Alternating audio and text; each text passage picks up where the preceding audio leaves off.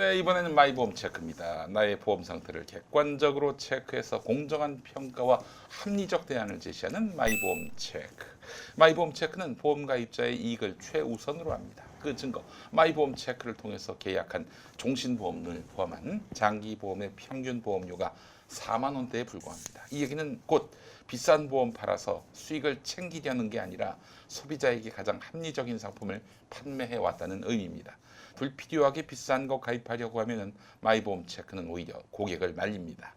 또한 마이보험 체크의 상담 대비 계약 체결률은 평균 25%로 잘 나가는 대리점에 비해서 저조한 편입니다. 왜냐하면 상담 후에 강매 형식으로 소비자에게 부담을 전혀 안 주기 때문인데요. 상담 후 귀찮게 연락하는 거 없습니다. 최근에 마이보험 체크를 사칭하는 사례가 여러 건 발생했다고 하는데 마이보험 체크는 상담 신청한 고객께만 전화를 드립니다. 절대로 무작위로 전화해서 영업하지 않습니다. 마이보험 체크를 사칭하는 인간들, 나의 보험 체크 뭐 이런 거 나의 절대 보험 체크? 주의하시기 바랍니다. 마이보험 체크는 최고의 보험 전문가들이 정직하고 양심적으로 여러분의 보험을 맞춤형으로 리모델링 해드립니다. 마이보험 체크에 지금 연락해서 무료 상담 받으시고 합리적 보험 설계를 받으시기 바랍니다. 홈페이지는 한글로 my보험check.com, 전화는 1800-7917이 되겠습니다. 1800-7917입니다. 네. 네, 오늘 맘스 시사 2부에는요. 지금 가장 바쁜 분을 모셨다고 해야지 맞을 것 같아요. 그죠? 더불어민주당의 우원식 의원님 나오 계십니다. 어서 오십시오. 네, 안녕하세요. 네. 안녕하세요. 네, 반갑습니다. 예. 목소리가 너무 말씀하셨어요. 이게 저 선거가 서울, 부산만 있는 게 아니고 네. 또 우리 이제 보궐선거 여러 군데 있잖아요. 네. 거기도 이렇게 쭉 한번 들려봐야 됐고 또 서울, 부산에 가서는 시민들이 별로 모이지 않으니까 코로나 때문에 요즘에 그쵸. 마이크를 잡으면 소리를 좀 높여야 돼요. 아이 그렇지. 그러니까 이게 목에다 힘을 많이 주고 말을 하게 되니까 목소리가 좀 쉬었어요. 아, 네. 우리 우원식 의원님은 그냥 한 명의 정치인이 아닙니다. 네. 원내대표 지내셨고, 그렇죠. 그리고 또한 최고위원 하셨고, 네. 네. 그리고 이번에 당대표 후보로도 아, 아니 근데 나가시면. 그거는 이제 원내대표 최고위원 거는 뭐 그냥 그렇고요. 예. 그건 뭐 여러 사람 하는 거니까. 가장 아끼는 직함이 있어요. 저한테 제일 자랑스러운 건 을지로위원회. 그렇습니다. 네, 맞아요. 그 얘기하려고 네. 그랬는데 저도 얘기하려고 그랬어요. 내가 이거 못 참아서 탈이구만. 이에 민주당의 민주당 됨을 보여줬던 그렇죠. 위원회, 가장 상징적인 위원회. 뭐 수많은 위원회가 있었지만은 다 명멸했거든요. 네. 근데 이제 을지로위원회 같은 경우에는 아직도 남아 있죠. 네, 그럼요. 지금 남아 있을 아주 뿐더러 또 우원식 의원님 때 가장 그 존재감이 빛났습니다. 네. 예.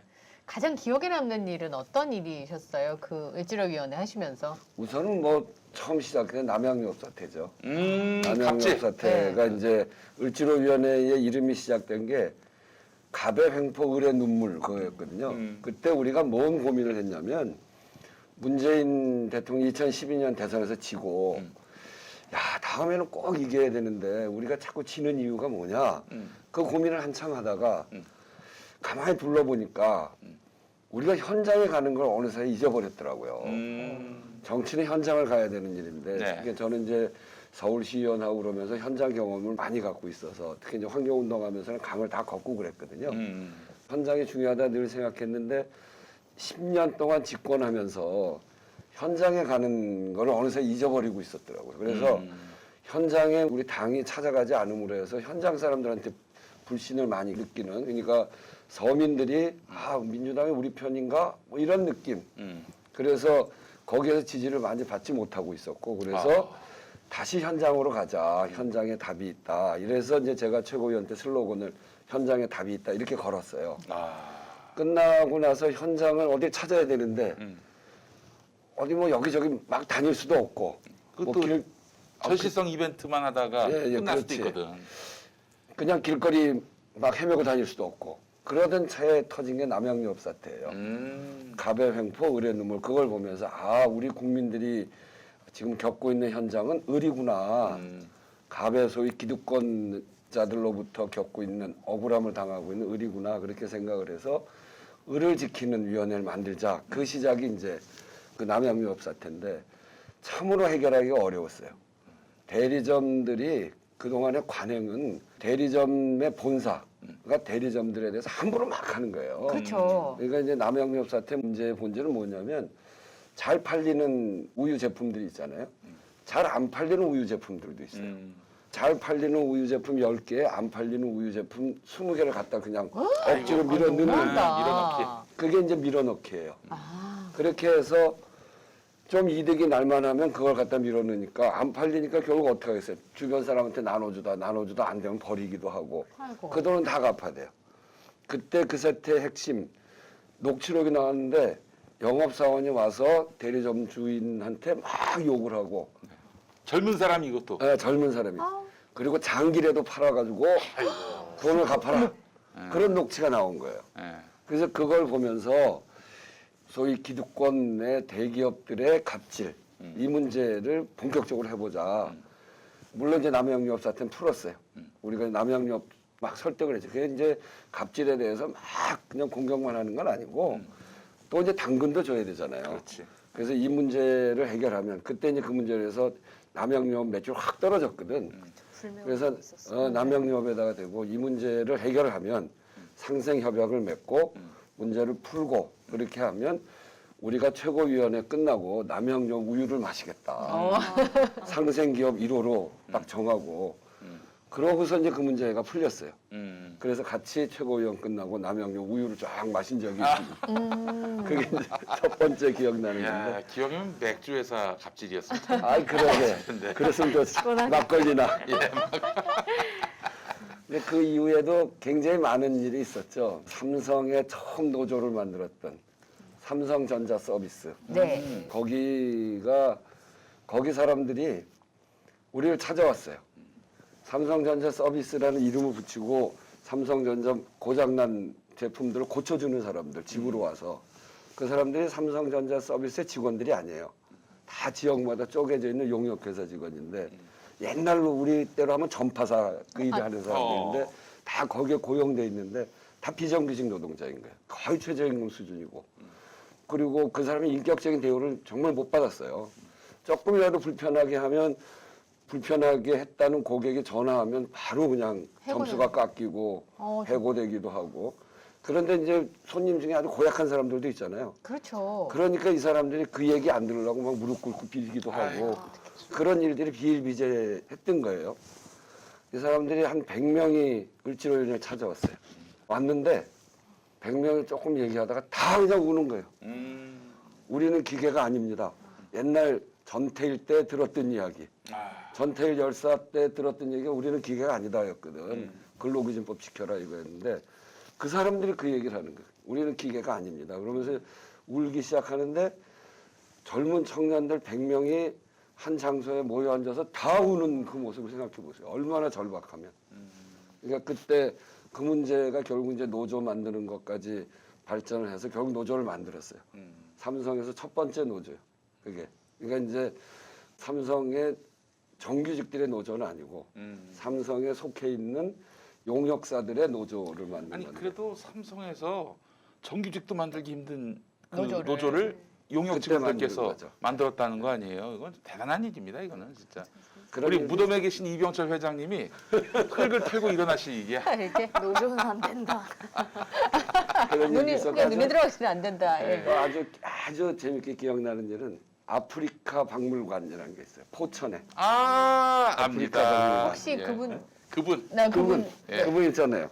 의정부에서 저쪽 당 국회의원 하셨던 네 그분 홍모시 분. 네.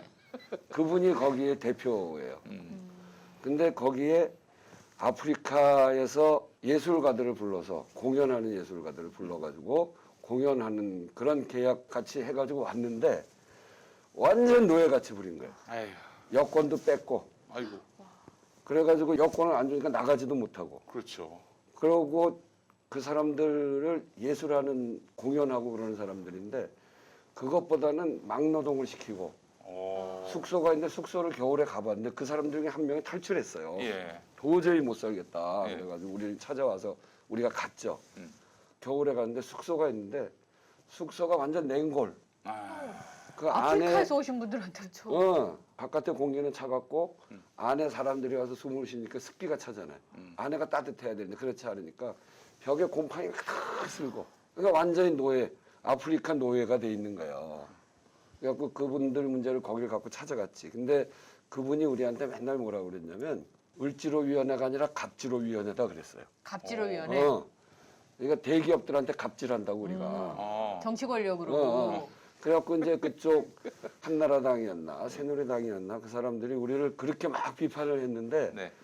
그분이 그때 사무총장이었나? 홍문종 씨가. 네. 그래가지고 그때 그 아프리카 박물관 문제로 해서 타결을 하지 않을 수가 없었어요. 그쪽도 워낙 그럼요. 많이 이제 예. 이슈가 되니까 타결하고 나니까 그 다음부터는 우리를 비판하지 않더만. 참 야. 보람 있으셨겠어요. 정치라고 네, 하는 정말 영역에 이게 들어와서. 정치는 힘이 약한 사람들의 가장 강한 무기가 정치가 돼야 되는 거죠. 원래 이제 국가가 발생하는 과정도 힘이 100부장 뭐 1000부장이 있다면 거기 다 힘 있는 사람들 있잖아요. 네. 이 자기한테 있는 식구들한테 인정을 받는 사람들, 인심을 얻은 사람은 커지는 거고 인심을 못 받는 사람은 쪼그라드는 거잖아요. 그러니까 결국은 정치란 우리 국민들의 민심을 얻어야 되는 건데 민심은 어디냐면 힘이 약한 사람들이 늘 힘들어하고 어려워지는 거거든. 맞습니다. 그분들을 잘 보호하고 그분들의 문제를 풀어가는 거 그것이 정치의 본령이죠. 그런 점에서 보면 을지로위원은 거기에 맞는 그런 역할을 한 것 같아서 보람이 있죠. 그때가 이제 2012년 19대 총선 이후에 당시에 그 민주통합당 때 일 아닙니까? 네. 나중에 이제 더불어민주당이 됐는데 그 당시만 해도 다음 집권은 과연 민주당이 할 수 있겠는가? 이런 의문들이 많았고요. 그런데 사실은 많은 사람들은 탄핵 때문에 이제 문재인 대통령 정부가 탄생한 걸로 알지만 실상은 그렇지 않았어요. 그 4년 동안에 또 박근혜 4년 동안에 민주당이 보여줬던 정치적 효능감 이게 국민들의 신임을 받았던 거예요. 그 진정성을 이루는 핵심은 바로 을지로위원회였다. 저는 이렇게 평가를 하거든요. 오늘 나왔네요. 정치적 효능감. 정치적 효능감. 요즘 제가 항상 미국에 강조하는 계시네. 건데 아니 우리 편이다라는 인식을 심어주는 그런 유일한 고리가 아니었나 을지로위원회가 그런 생각이 들었어요. 힘없는 사람들이 찾아갈 수 있는 정당이라는 그런 이미지가 있었어요. 굉장히 중요하죠. 그럼요. 그렇죠. 그 저 문재인 대통령하고의 기억이랄까 그거 하나 얘기를 하면 네. CNM이라는 데가 있었어요. CNN. CNN. 그 케이블 회사? 케이블 그렇죠. 회사. 케이블 네. 회사. 거기에 설치 기사들이 CNN 직원이 아니고 거기 다 역시 용역돼 있는 비정규직 직원들이에요. 네. 팁으로도 이런데 다 마찬가지죠. 근데 CNN 사람들이 설치 기사들이 굉장히 열악한 조건에서 일하고 거기도 역시 정말 최저임금 정도 그러면서 굉장히 열악한 조건. 이 사람들이 그래서 우리 협상 좀 하자 그랬더니 자기 회사 사장들은 원청에서 뭘 우리한테 해줘야 하는 거지. 그렇지. 그러니까 이 사람들이 결국 어디로 갔냐면 진짜 사장 나와라. 진짜 사장하고 협상하자. 근데 CNN 본사에서는 안 나가는 거죠. 니는 우리 회사 직원이 아니다. 간접 고용 비정규직 문제의 본질은 그거거든요. 네, 맞습니다. 네. 그래서 진짜 사장 나와라가 제일 첨예하게 붙었던 데가 CNM이에요. 한 6개월쯤 이 사람들이 CNN 앞에서 농성을 했어요. 그러다가 안 되니까 두 명이 CNN 회사 위에 있는 그러니까 프레스센터 거기 전광판 위로 두 명이 올라갔어요. 아이고. 올라가서 공공농성을. 3달 있었어요. 그 위에서 그 밑에는 이제 사람들이 있었고 마지막에 한 달 정도는 밑에 있는 사람 중에 한 100명 정도가 단식을 하고 그런 상황에 대해서 이제 제가 거기 현장을 계속 갔죠. 올라가서 보기도 하고.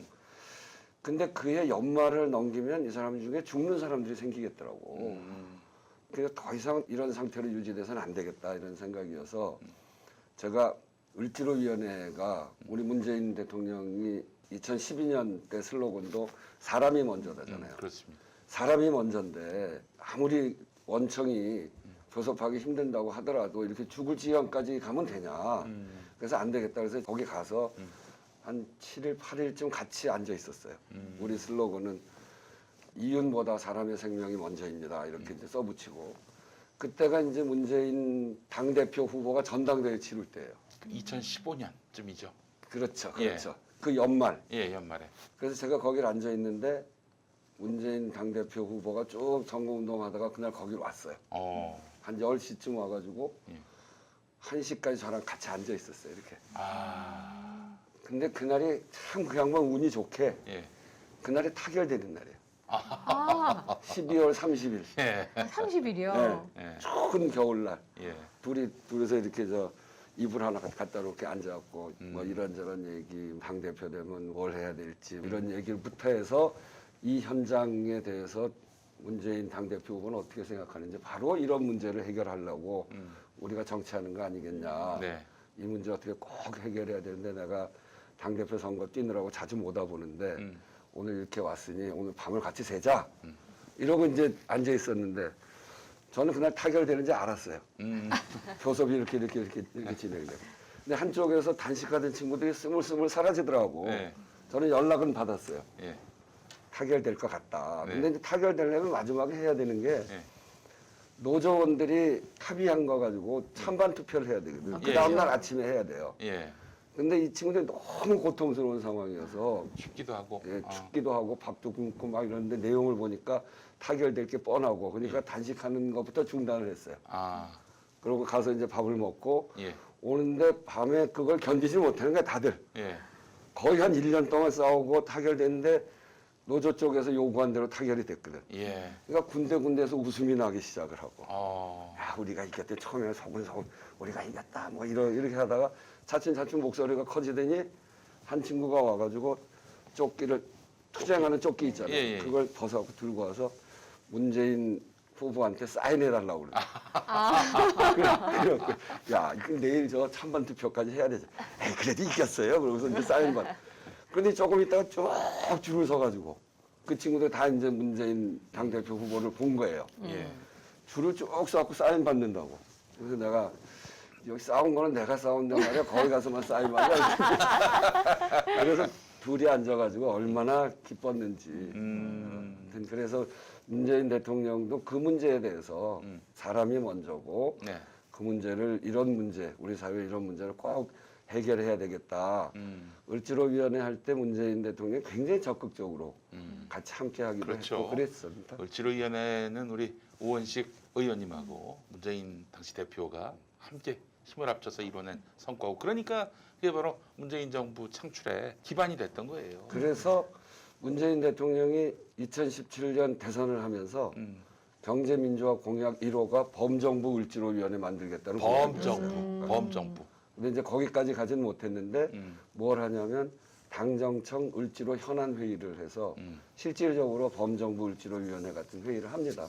지금도 그걸 하고 있고 그래서 전에 제가 할 때는 야당일 때니까 현장에 가서 막 싸우는 거 중심으로 하고 목소리 내고 기자회견하고 막 이랬는데 지금은 우리가 민생 연석 회의를 만들어서 하기도 하고 당정청 을지로 현안 회의를 통해서 현안을 해결하기도 하고 최근에 택배 과로사 네. 타결했잖아요. 예, 예, 예. 그것도 다 그렇게 그런 과정을 아, 거쳐서 그 하는 프로세스로, 거고요. 예, 예. 그 솔루션으로. 네, 그렇죠. 아. 그것도 그렇게 한 거고 예. 김용균 노동자. 네. 예. 김용균 노동자 그때 이제 사고 당했을 때 네. 그거 이제 최종적으로 푼 거는 당정청에 같이 모여서 풀었거든요. 그때도 역시 당정청 을지로 현안 회의가 중심이 돼서 그 문제를 풀어나간 거죠. 그랬던 민주당을 기억하고 이제 국민들이 180석 몰아줬던 게 아닌가라고 생각이 드는데요. 그런데 촛불 시민들이 민주당에 아주 큰 실망감과 답답함을 표출하고 있어요. 네. 어떤 점에 민주당이 미흡했다고 생각하시는지 또.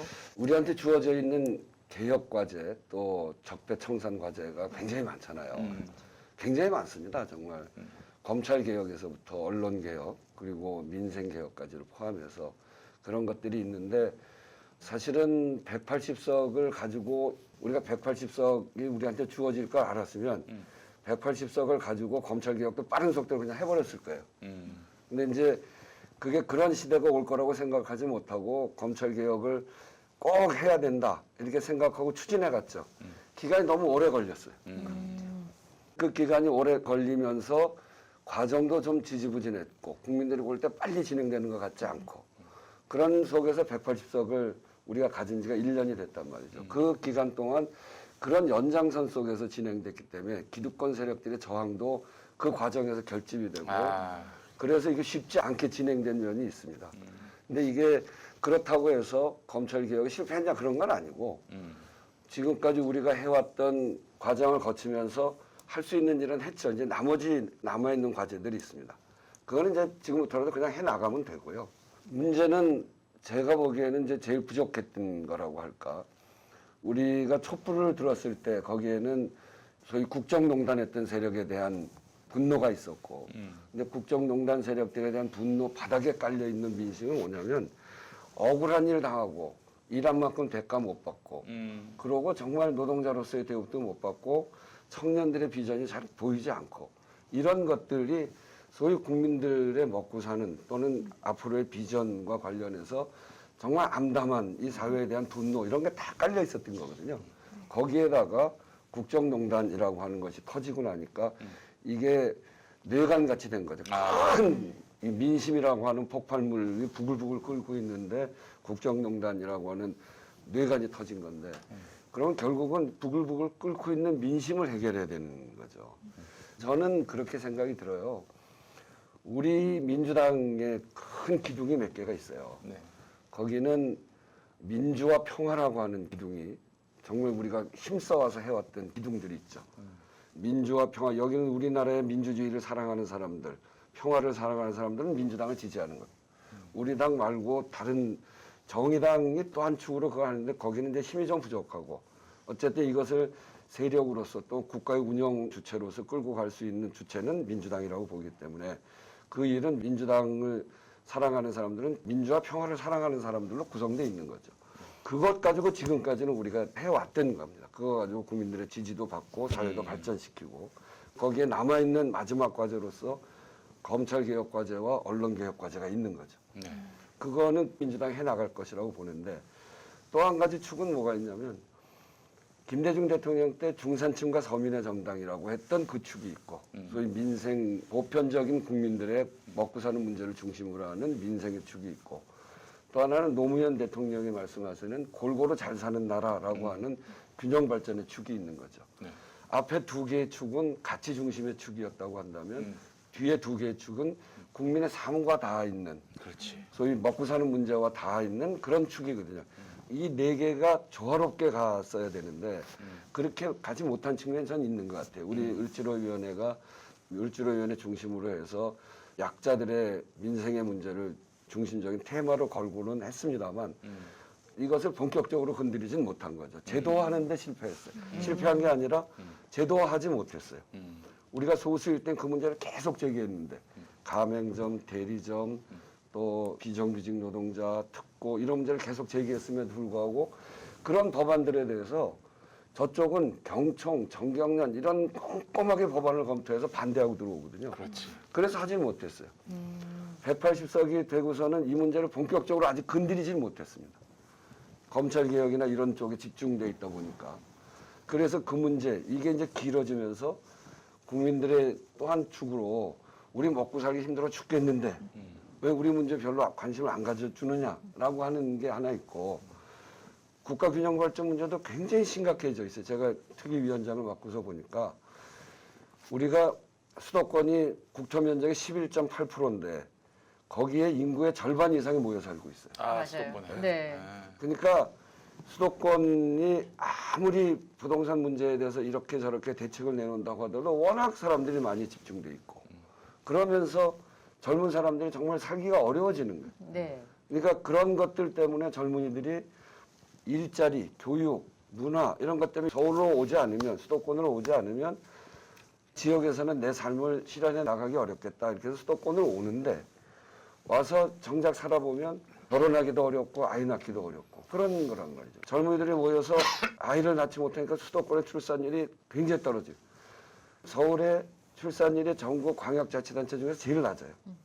그런 반면에 지역으로 내려가 보니까 228개 지방자치단체 중에 105개가 소멸위기에 들어가 있어요. 이게 근데 매년 한 2개, 3개 이렇게 늘어나다가 최근에는 8개, 9개씩 늘어나요.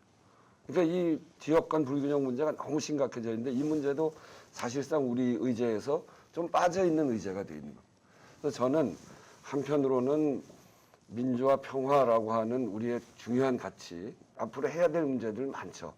이거를 좀 더 굳건하게 세워나가면서 또 한편으로는 민생과 균형 발전이라는 의제를 이제 우리가 본격적으로 세워야 된다. 특히 국민들 먹고 사는 문제를 중심으로 해서 사회적 약자들이 우리 사회의 대다수입니다. 이제 중산층도 많이 약화돼 있고 지금 이렇게 어려워지는 것이 저는 그렇게 봐요.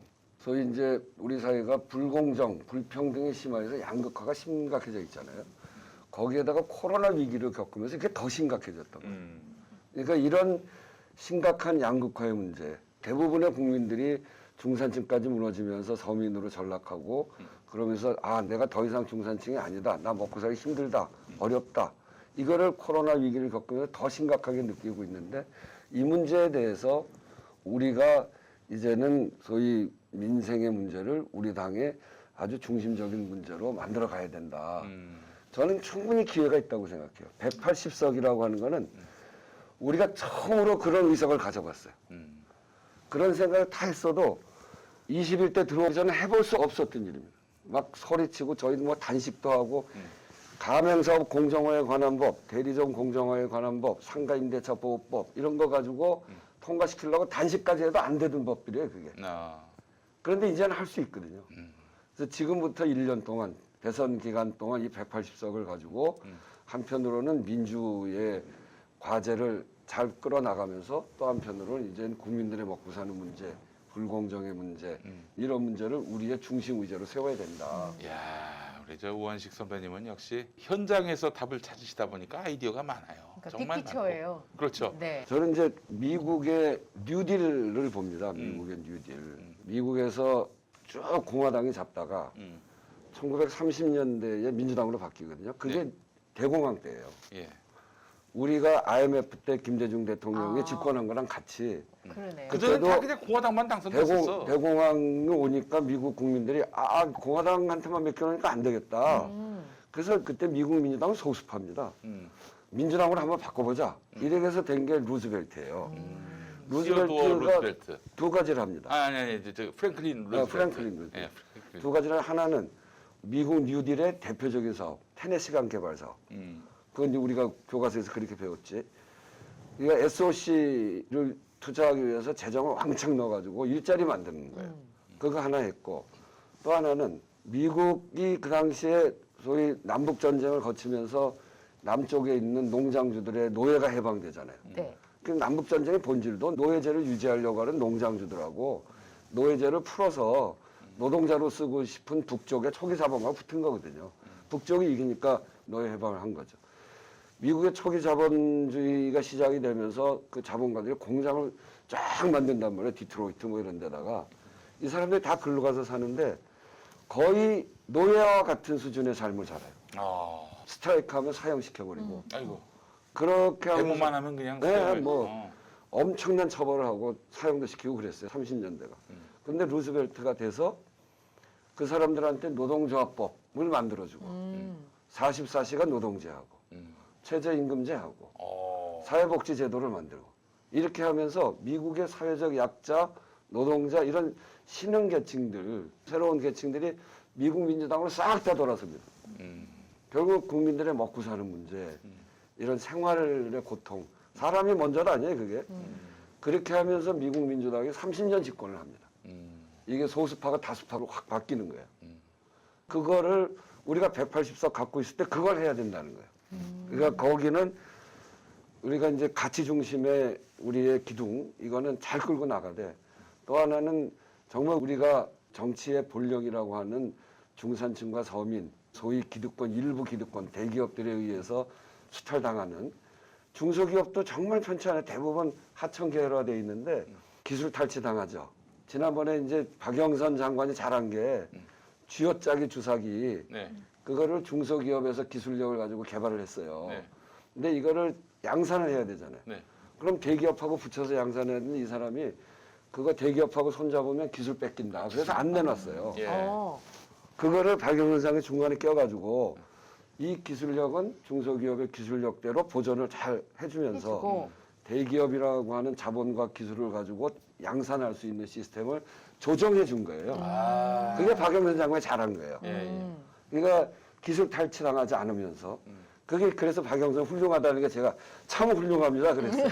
그게 훌륭한 거예요. 그런 중간에 조정 작업을 해주고 그런 중소기업이 기술 탈취당하는 거, 되게 하청 계열화돼 있는데 하도급 단가를 제대로 안 주고 네. 하도급 대금 띄어먹고 이런 거에서부터 유통재벌들은 복합 쇼핑몰 만들고 뭐 대형마트 만들고 골목 상권 다 아주 박살 내버리잖아요.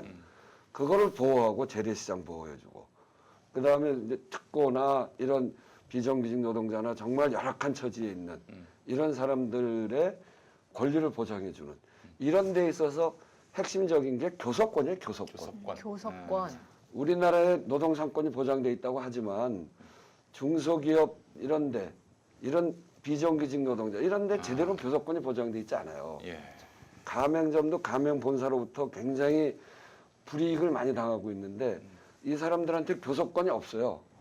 우리가 가맹사업 공정화에 관한 법을 만들어서 을지로위원회가 열심히 해서 만들었는데 겨우 단체 구성권까지 넣어줬어요. 근데 저쪽 당에서 하도 반대해가지고 교섭권을 못 넣었어요. 그러니까 단체는 만들어서 뭐가 불공정하면 이거 좀 불공정하게 하지 마셔. 이래야 되는데 그걸 인정을 안 해주는 거예요. 교섭권이 없으니까 상대를 인정을 못 받는 상대를 거네요. 인정을 안 해주는. 대리점은 단체 구성권도 없고 예. 하청하는 중소기업들이 하도급 단가가 너무 낮다거나 불공정하다 그럼 모여가지고 이렇게 불공정하게 하지 마시오 이래야 될 거 아니에요. 그거는 공정거래법상 담합에 걸려요. 아. 말도 안 되잖아요. 담합이라 하면 힘 있는 자들이 시장 지배를 위해서 모여가지고 지들끼리 짜오해서 시장을 지배하는 거. 그래서 국민들한테 피해를 주는 거. 이걸 담합이라고 하고 그래서 처벌하는 거잖아요. 네. 중소기업들이 모여가지고 대기업을 향해서 우리 권리를 보장해달라 이렇게 모여서 얘기하면 그게 담합이에요. 알겠습니다. 그러니까 이제 이런 예. 문제들을 우리가 차근차근 고쳐나가면 됩니다. 네. 그러니까 루스벨트가 했듯이 그렇지. 우리 사회에 정말 공정 그리고 이런 사회적 약자들의 외침 이런 것들을 제도적으로 해결해 나가는데 180석 가지고 하면 되는 일이에요. 두 가지 정도 질문을 네. 좀 드리려고 합니다. 첫 번째, 노원의 지역구를 두고 계신데 우리 또 선거 때는 파트너였습니다. 우리 아, 네. 동지로서 네. 함께 한 적이 우리 있었는데 같이 했지, 같이. 우리 저 우원식 의원님이 계신 노원은 또 오세훈 씨가 이번에 어마어마하게 네. 재개발 드립을 알렸던 곳이고 네, 네.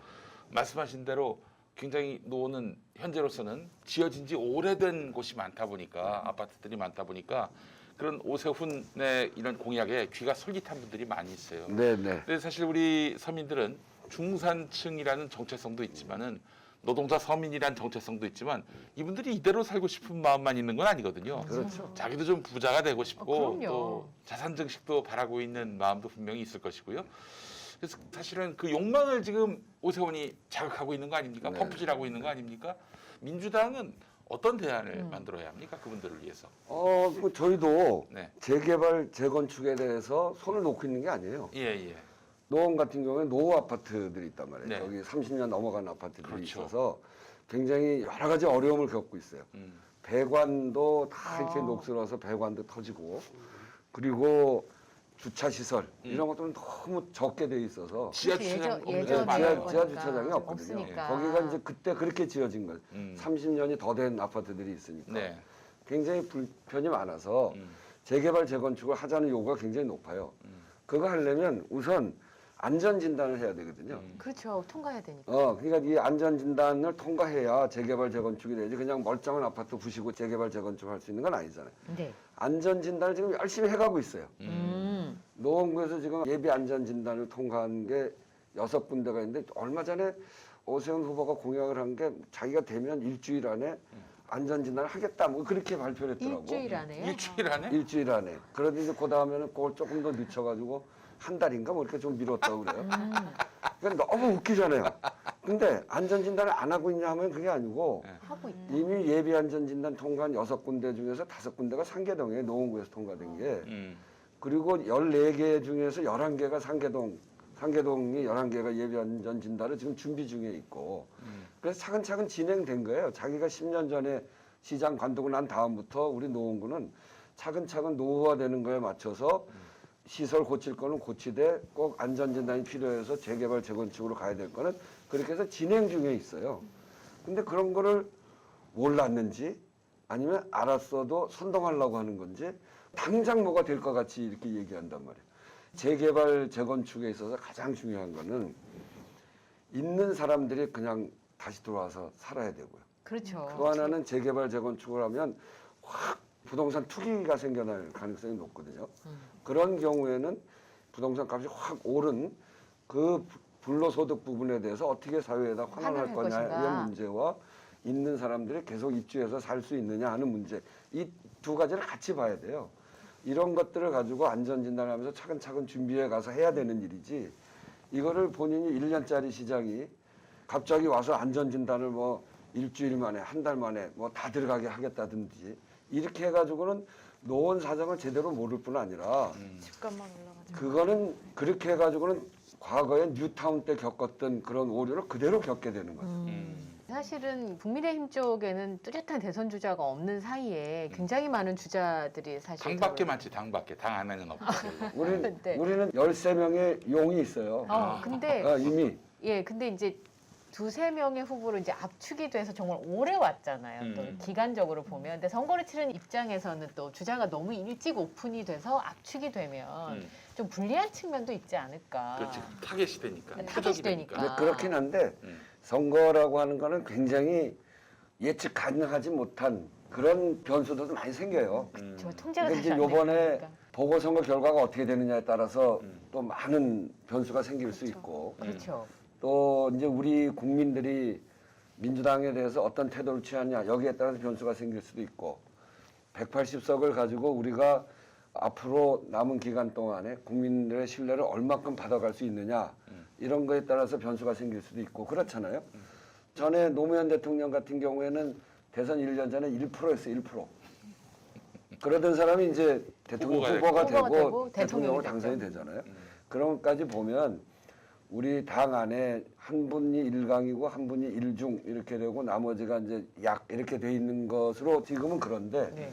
13명의 후보군 여기 누가 앞으로 될지 모른다. 모른다. 네, 그렇기 때문에 제3후보론 얘기하는 것은 되게 웃기는 얘기예요. 당 안에서는 그런 얘기 없습니다.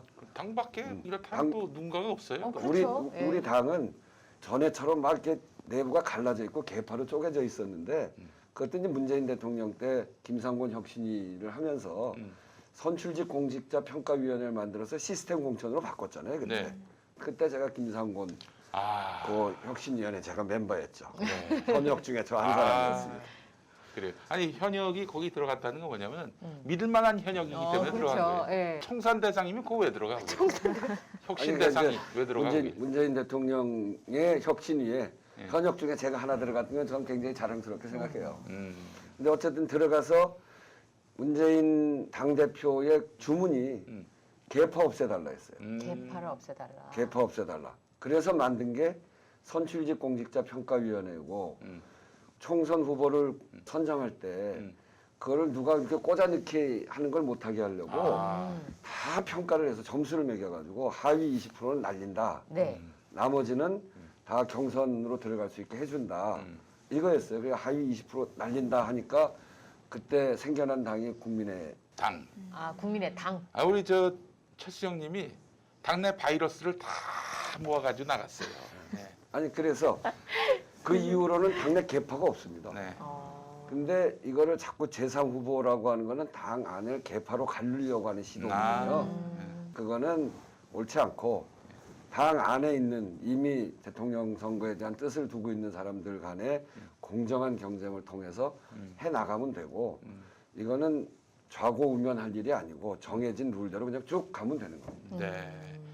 룰을 안정적으로 확실하게 그렇죠. 룰대로 운영하겠다. 사실은 많은 사람들이 이번에 새 당대표는 안정적 관리가 가능한 인물이어야 한다라고 그렇죠. 이야기를 하는데 그걸로 그치면 안 됩니다. 그걸로 그치면 안 되죠. 당도 그 후보만큼 쌍끌이로 국민의 마음을 견인을 해야 돼요. 아니 저는 그렇게 봐요. 이해찬 대표가 얼마 전에 이제 어느 방송에 나가서 당은 베이스 캠프가 돼야 된다 네. 이렇게 얘기했는데 그건 이제 안정성이 하나 있고 예. 그 베이스 캠프가 국민의 지탄을 받는 베이스 캠프가 안 되는 거잖아요. 그렇지. 그렇죠. 그러니까 저는 당이 진짜 안정적으로 가려면 민주당이 우리 후보가 받는 지지 말고 한 500만 표쯤 갖고 있어야 된다고 생각해요. 기본적으로. 당의 지지. 기본적으로. 당이. 아. 그러니까 지금까지 우리가 대통령 지지율보다 늘 10% 정도 떨어지거든요. 네. 대통령이 물론 잘해서 그런 거기도 합니다만 네.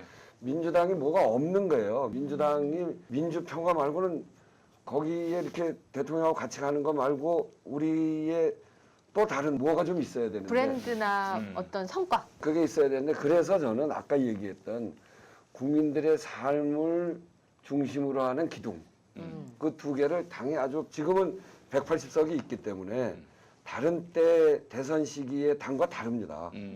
그때는 인기가 높은 사람을 뽑아서 거기 중심으로 쭉 가면 되는데 거기는 국민의 지지를 받는 후보를 뽑아서 가면 되고요. 당은 당대로 180석을 가지고 국민들이 요구하고 있는 정말 국민들의 삶을 제대로 지켜낼 수 있는 법안을 입법권을 가지고 법을 통과시키는 겁니다. 그걸 통해서 당이 국민적 지지를 받고 여기서 한 500만 표쯤 모으면 대통령 후보 누가 돼도 우리가 이깁니다.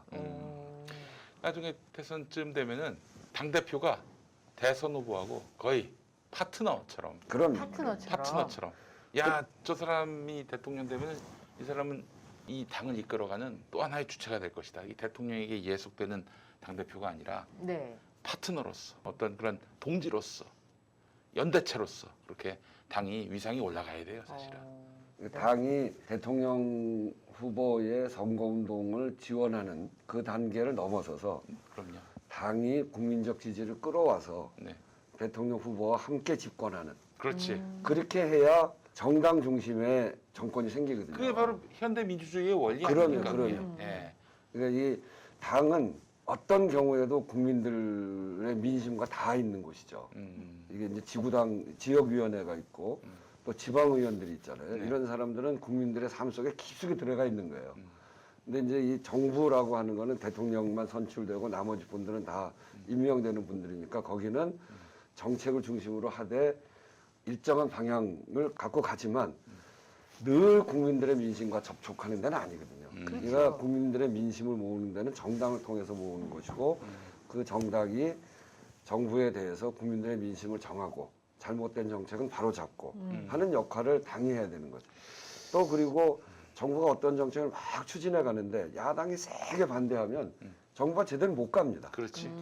우리 정부의 에너지 정책이 그렇게 올바른 정책임에도 불구하고 저쪽에서 계속 공격하니까 공무원들이 잘 못해요. 저쪽에서는 원전 계속 늘리자고 하고 있고. 만약에 정권이 바뀌어가지고 만약에 그런 상황이 생길 경우에 내가 앞장섰다가 나중에 나 깨지는 거 아니야? 이런 그렇지. 두려움이 늘 있고 다음 공무원들 정부에서 입장에서. 다음 정부에서 불이익 당할까봐. 그런 게 있단 말이에요. 그럴 때는 누가 해야 되냐면 여당이 공무원들을 압박해야 되는 겁니다. 니네 왜 안 해? 이거 해야 되는데 그걸 막 공개적으로 압박하면 공무원들도 안 할 수 없죠. 그리고 핑계거리도 생기고. 그렇지.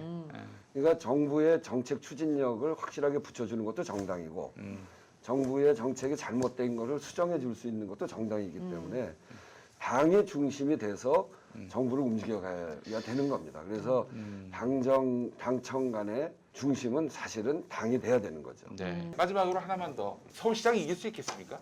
부산시장도 그렇고요. 예. 제가 이제 부산과 서울을 이렇게 쭉 다녀봤는데 부산은 김영춘 후보의 지지도가 계속 오르고 있더라고요. 아, 상승세를 타고 있다. 예. 근데 저쪽 후보가 너무 막 매일마다 쏟아지는 의혹들이 있어서 의혹 자체가 잘 감당이 안 되는 것 같아요. 부산 시민들도.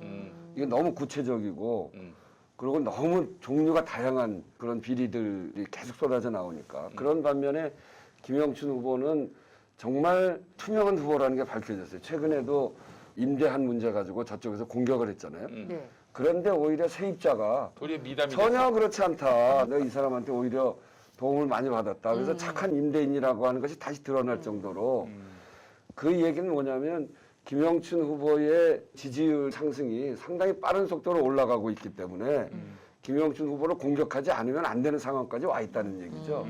그래서 저는 부산 상황 우리가 충분히 한번 해볼 수 있는 선거다 이렇게 생각하고요. 서울도 엊그제 노원으로 보면 마지막 유세를 했는데 지난 대선 때처럼 사람이 모였더라고요. 오, 그래요? 굉장히 많이 시국에. 모였어요. 그러니까 박영선 한번 보러 가자. 박영선에 대한 기대가 있다. 그리고 오세훈 후보 역시 거기도 거짓말을 계속하고 있기 때문에 정말 그 사람 내곡동 갔는지 안 갔는지 본인은 아니라고 그러지만 이제 갔다는 사람, 거기서 백바지 봤다는 사람이 굉장히 많잖아요. 그런 얘기를 하면 그분들은 까딱하면 공직선거법에 허위사실 유포로 걸릴 건데 그 사람들 무슨 이해관계가 있겠어서 거기서 거짓말을 하겠어요. 네. 그렇게 보면 서울 시민들이 오세훈 시장의 거짓말에 대해서 이제 동의하기 어려운 상태까지 가 있다고 봅니다. 맞아요. 그런 반면에 박영선 아까도 얘기했지만 쥐어짜는 주사기를 비롯해서 중소벤처기업부 장관 시절에 그리고 당에서 저랑은 17대 입사 동기예요. 그러네. 근데 아주 뭐 일을 무지무지하게 열심히 잘해요. 세죠. 네. 고집도 세고 집요하고. 네, 집요하고 고집도 세고 하고자 하는 일이 있으면 꼭 해내고 네. 그런 사람이기 때문에 저는 정말 서울시장 후보로 충분하다. 뭐 역량도 이미 다 검증이 됐고 여성들로 보면 첫 원내대표, 네. 첫 법사위원장에 이어서 첫 서울시장. 시장. 그거 여성들한테 굉장히 매력적이지 않나요? 네, 네, 네.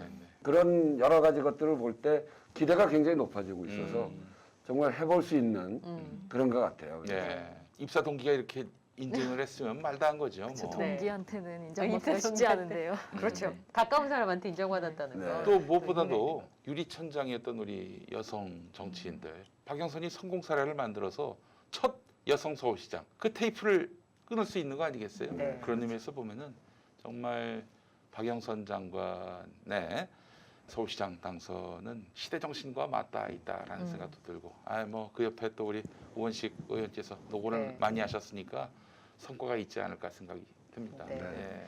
오늘 말씀을 듣다 보니까 우리 정치 혐오 되게 심하잖아요. 정치인들은 그냥 싫어 뭐 이런 생각을 많이 하게 되는데 말씀을 듣고 보니까 정치가 저렇게 정책을 만들어가고 사람들의 삶을 바꿔주는 거라면 참 들으면 재밌다는 생각했었거든요. 아니 저는. 사실 이 정도 성과면은 언론에서 차기 대권 주자로 밀어야 돼요 원식이 형님을. 근데 원식 형님. 워낙에 민주당이 언론들에게 밉보였고 그러다 보니까 잘한 정치인들은 또 잘 주목도 안 해주는 아니 그게 이런 좀 이제 불이익이 있어요. 그게 이제 사실. 언론이 그렇잖아요. 네. 개가 사람을 물으면 뉴스거리가 아니잖아요. 네. 사람이 개를 물으면 뉴스거리가 뉴스거리가 되지. 된다. 정치인이 잘하는 건 뉴스거리가 아닌 거지. 그렇습니다. 정치인이 잘 못해야 뉴스거리가 되는. 예. 근데 이제 너무 그러다 보니까 정치에 대해서 사람들이 불신하게 되는데 정치는 정말 선한 일을 하는 사람들이 많고 그렇습니다. 예. 그게 그래도 대세이기 때문에 이런 우리 사회가 한 발 한 발 진전하는 거 아니겠어요? 거기에 네. 정말 김영춘 후보도 그렇고 박영선 후보도 그렇고 저랑 을지로위원회 할 때 정말 손잡고 했던 같이 사람이에요. 했었어요 그분들이?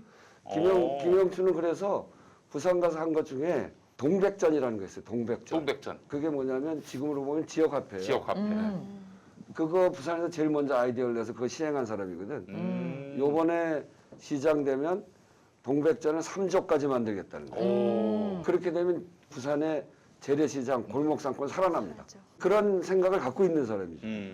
그런 아이디어가 충분히 있고 우리 박영선 장관은 우리 중소벤처기업부 할 때 이미 뭐 그런 게 다 드러나 있고 그래서 이게 다 그런 자영업 문제나 또 중소기업 문제나 소위 비정규직 특고의 문제 이런 것들을 당 안에서 늘 논의하던 테이블이 을지로위원회고 거기에 이제 문재인 대통령 또 박영선 장관 또 김영춘 이런 후보들이 다 이렇게 같이 논의하던 우리로서는 아주 베스트 카드입니다. 네, 그래. 네. 저쪽은 워스트 카드고 이쪽은 베스트 카드예요. 예. 자, 오늘 우원식 의원님 만나서 여러 가지 이야기를 했는데 저는 제일 인상 깊었던 게 정치가 참 효능감 있는 그런 부분에 대해서 느낌이 아주 많이 뭐 참 가성비 좋았습니다. 최고입니다. 네, 예. 오늘 나와주셔서 감사하고요. 다음에 또 오셔서 희망을 주는 얘기를 좀 나눠주시면 참 좋겠다. 네. 네, 저는 그런 생각을 했습니다. 건강 잘 챙기시고요. 네, 또 뵙겠습니다. 네. 고맙습니다. 감사합니다. 맞습니다.